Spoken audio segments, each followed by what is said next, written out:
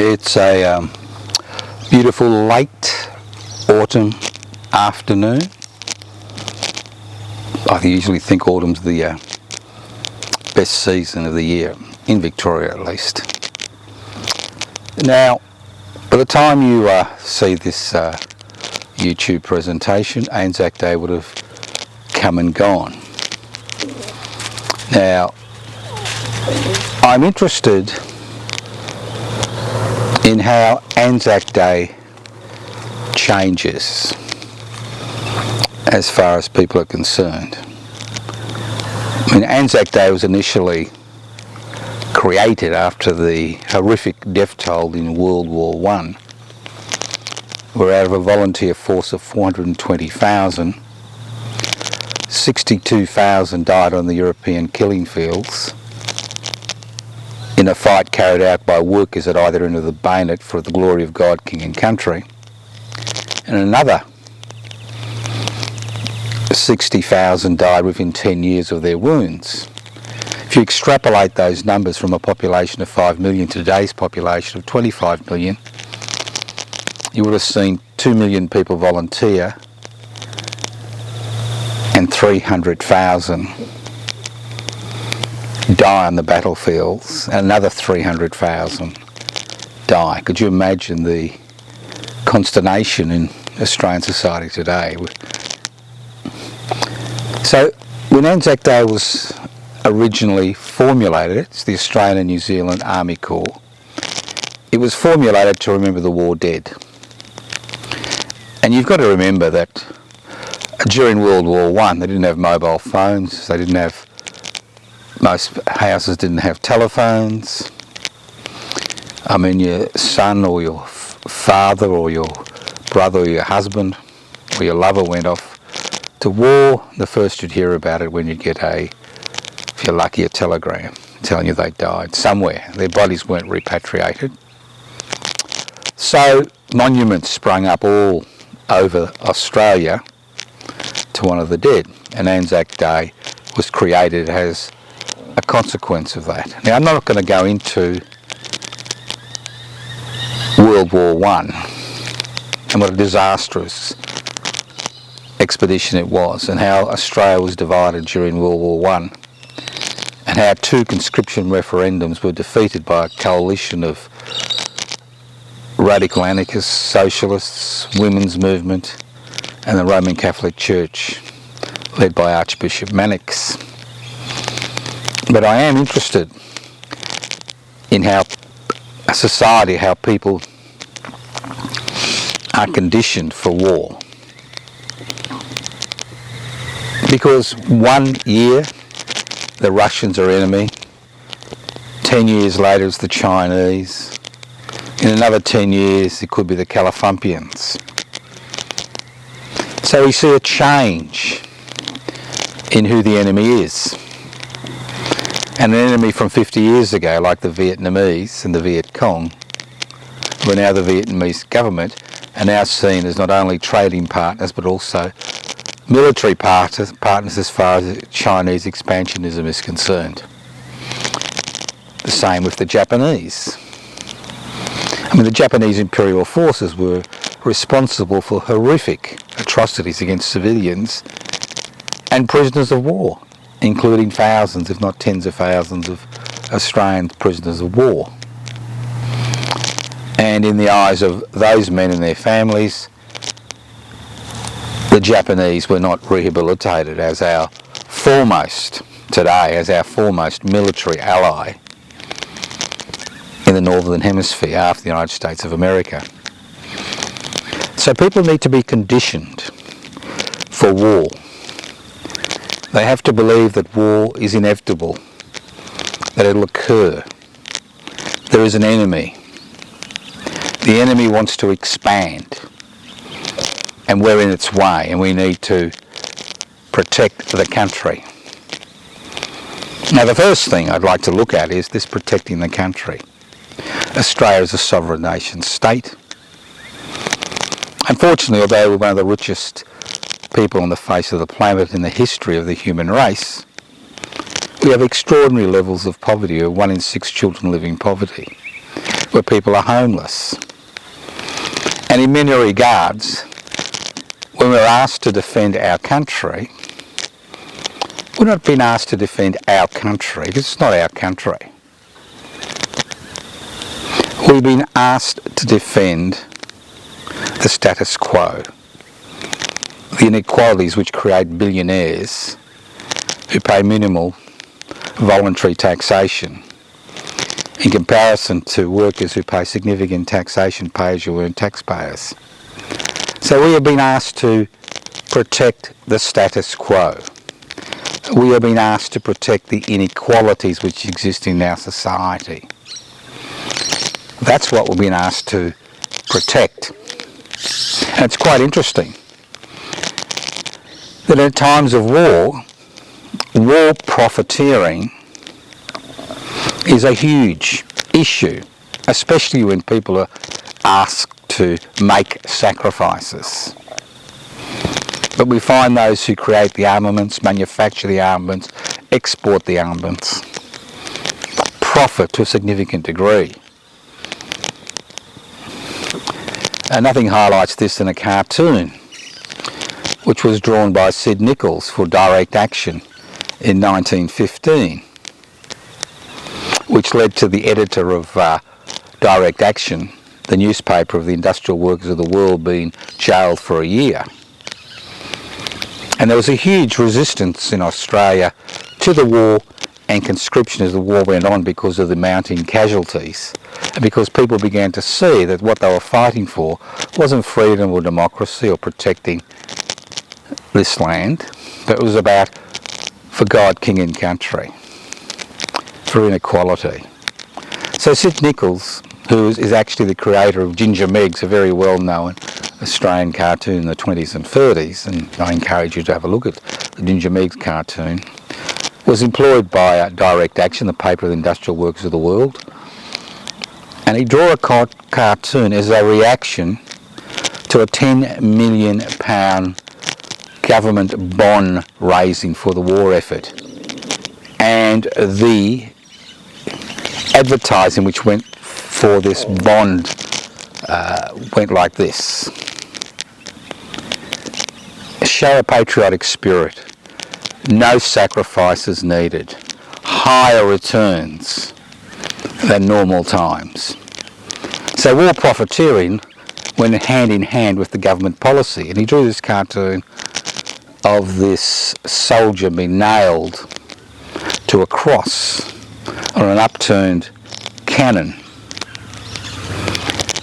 with an industrialist at the bottom of the soldier who's dripping blood, holding a skull, exclaiming, "Long live the war, hip hip hooray, fill them up again."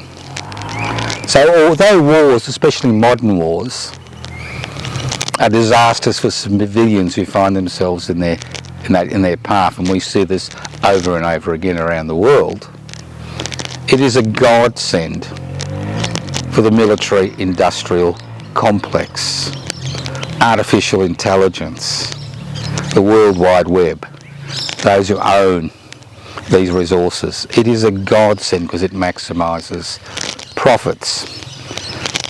So we need to condition people to the fact that war is coming and that we need to make sacrifices. It's a little bit like a financial crisis. It's not the large corporations whose profits drop. Their profits continue to escalate during the current economic crisis. It's the same in war. The people who have been asked to make a sacrifice in war are the children and grandchildren of those who have least in this society. We are asked to sacrifice our families and friends for this manufactured war which we're currently facing. Russia one day, the China the next day, North Korea the next day, Syria another day, Iran another day, and the list goes on and on. So we are being asked to make huge sacrifices, economic sacrifices, financial sacrifices, sacrifices as far as our children and grandchildren are concerned. And if you look at the names of the people on those monuments from World War I and World War II, the great majority, the very great majority, were common, ordinary, working people who had been conditioned to think that a particular group, a particular sovereign nation state, a particular people were their natural enemies. So what's this got to do with ANZAC Day, which we've just witnessed? My concern is that what we are seeing around this country is a manufactured response to ANZAC Day, which attempts to militarise the day, which talks about the glory. There is no glory in war, which hides the truth about why war occurs, which never discusses that today's enemy is tomorrow's bosom buddy, as we've seen with Vietnam and Japan and Indonesia in our part of the world. And that's the dilemma, the militarisation of days and events which have been created to remember those who died in war. Because we need to remember that of the over 110,000 Australians that have died in war since Federation on the 1st of January 1901, over half died on the European killing fields during World War I. The only war we've been involved in to protect our sovereign integrity, to protect the people of this country, was the war against the Japanese imperial forces, where towns like Darwin and Broome, Horn Island and Torres Straits were bombed mercilessly. When the government created the infamous Brisbane line, where it said it would defend, if the Japanese imperial forces invade Australia, it would never defend past any cities or towns before Brisbane. So the reality is that the only war which has been against fascism we've been involved in, which has been to maintain our sovereign integrity, has been the Second World War. Every other war we've been involved in, whether it's with the Korean War, the Vietnamese War, the Malaysian emergency, were wars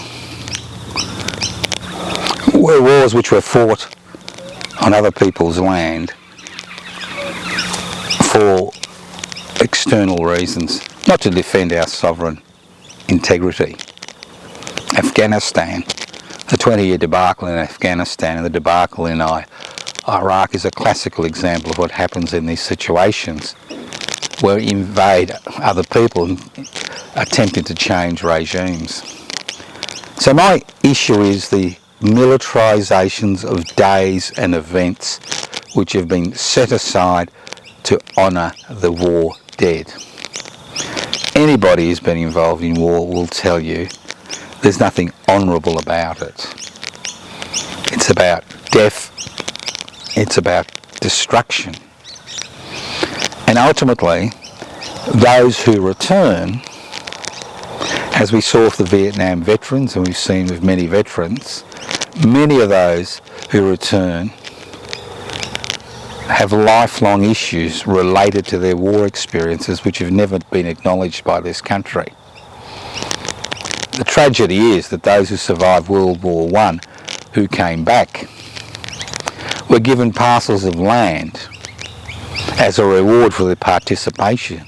But the parcels of land they were given in Koo Rup, on French Island, and other parts in Cowra and other parts of the country, were parcels of land which were totally unsuitable for agriculture, and most of these farmers left in despair, walked away within a decade of giving those parcels of land.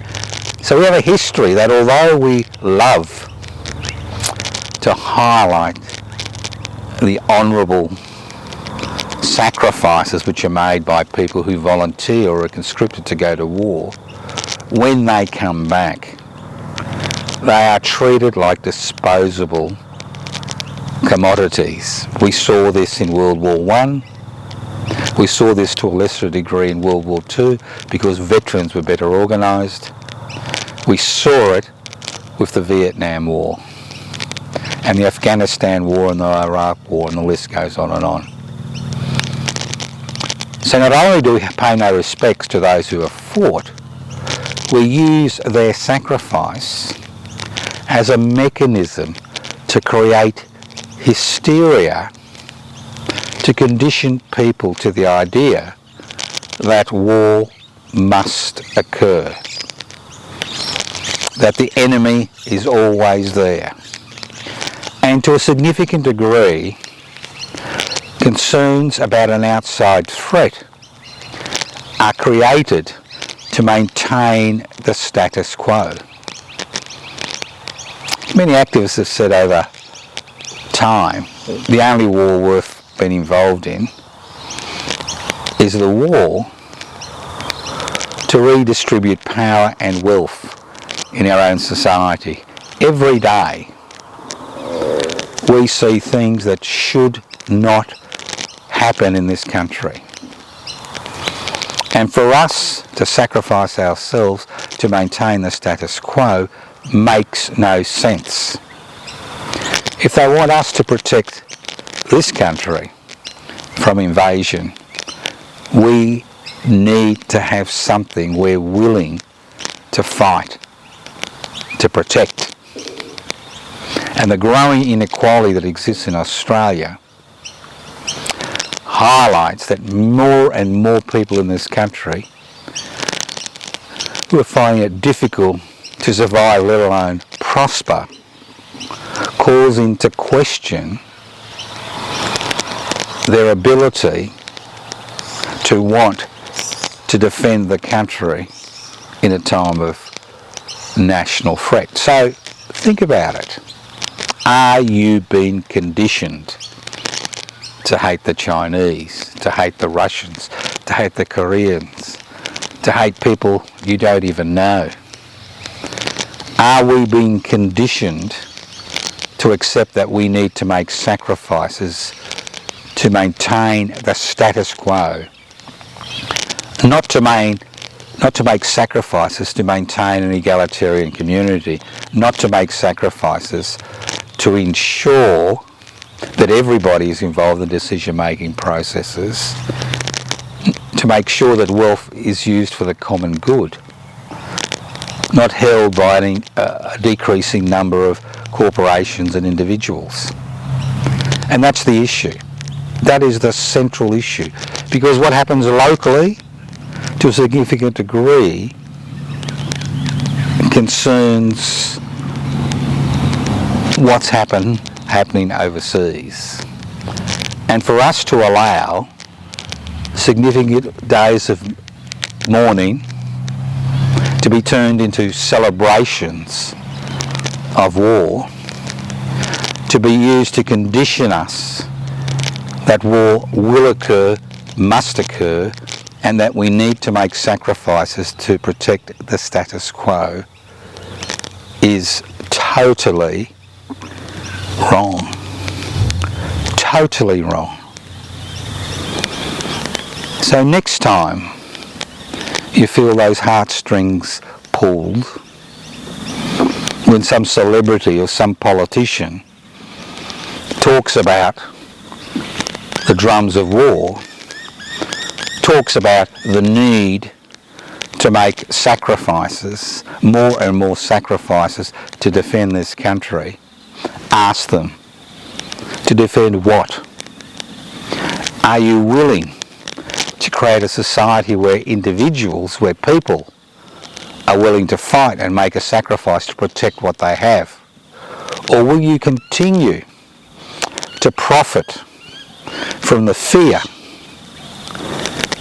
that is needed to divert more and more money into the military industrial complex in order to solidify alliances with countries, if push comes to shove, as we saw in Afghanistan and Iraq and Vietnam, will have no intention of protecting us if their own sovereign rights are threatened by an outside force. Ultimately, we live in this part of the world, and to be conditioned to think as if we live in the Northern Hemisphere 50 kilometres from the United States west coast is ridiculous. Because whether war occurs, whether people die, whether this country faces invasion, is not linked to the interests of the United States or China or Russia, but is directly linked to our relationships with our near neighbours in the Pacific, in Indonesia, in Malaysia, in Vietnam. That's where we should be concentrating, not wasting our time and money in an alliance which we think will exist forever but may disappear overnight if the United States feels directly threatened. Think about it. ANZAC Day, a day of mourning, a day of remembrance, a day of reflection, or a day which has been manipulated by the fourth estate and the politicians and the corporate sector to condition us to never-ending warfare.